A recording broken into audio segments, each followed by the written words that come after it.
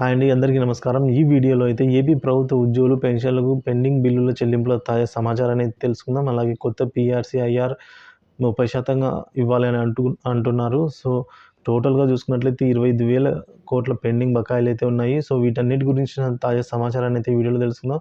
Video అయితే ఎక్కడికైనా skip చేయకుండా చివరి దాకా చూడడానికి ప్రయత్నం చేయండి. వీడియో నచ్చినట్లయితే ఒక లైక్ చేయండి. ఇంకా సబ్స్క్రైబ్ అవ్వనట్లయితే మన ఛానల్ వెంటనే సబ్స్క్రైబ్ చేసుకోండి.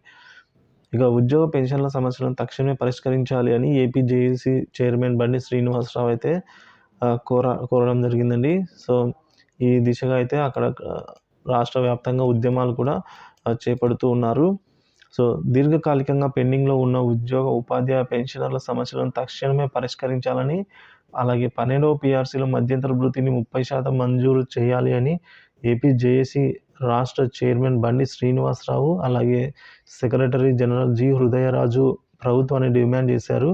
ఏపీ జేఏసీ ఉద్యమ కార్యాచరణ పిలుపులో భాగంగా నేడు 2వ రోజు chairman Bandi Srinivasarao, deputy secretary general KV Sivareddy Palnadu జిల్లా నరసరావుపేటలో, అలాగే AP JAC secretary general G Hrudayaraju Nandyal జిల్లాలో జిల్లా పరిషత్ ఉన్నత పాఠశాల అలాగే కలమందపాడులో పాల్గొని మధ్యాహ్నం భోజన విరామ సమయంలో నల్ల బ్యాడ్జీలు ధరించి నిరసనను అయితే ఈ విధంగా ఒక్కొక్క చోట అయితే నిరసనను వ్యక్తం చేశారండి రాష్ట్ర వ్యాప్తంగా.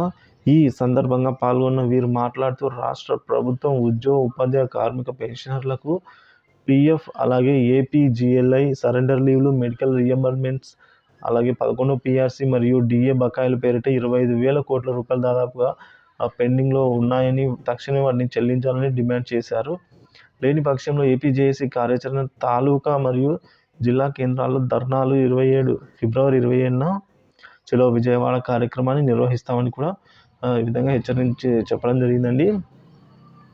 సో మన జరిగిన మంత్రి భేటీలో అయితే ఉద్యోగ సంఘాలతో జరిగిన భేటీలో ఒక 5,500 కోట్ల రూపాయల నిధులను అయితే ఫిబ్రవరి నెలాఖరు లోపల అయితే ఇస్తామని అన్నారు. సో దానికి సంబంధించి ఫిబ్రవరి నెలలో చాలా కొంతమేర బకాయిలు అయితే చెల్లించబడతాయండి.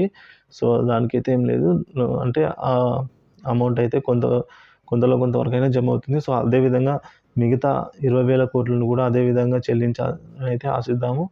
Thank you for watching this video.